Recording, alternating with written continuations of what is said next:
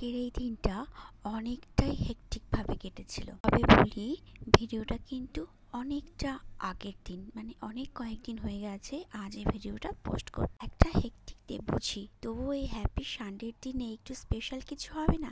তাই ঝটাফট বানিয়ে নিলাম গরমা গরম মাটন বিরিয়ানি। দিনটা মনে করিয়ে দিল সেই ছোটোবেলা মায়েরা যেমন তাড়াহুড়ো করে ভাত রান্না করে আমাদেরকে খাইয়ে আমাদের কোনো প্রোগ্রামে পৌঁছে দিত।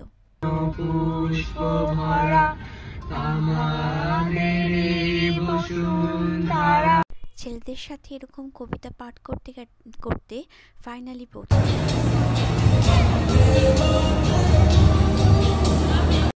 আজ আমরা অনেকটা আগেই পৌঁছেছি, কারণ আদার সামান এখানে যে প্রোগ্রাম করছে।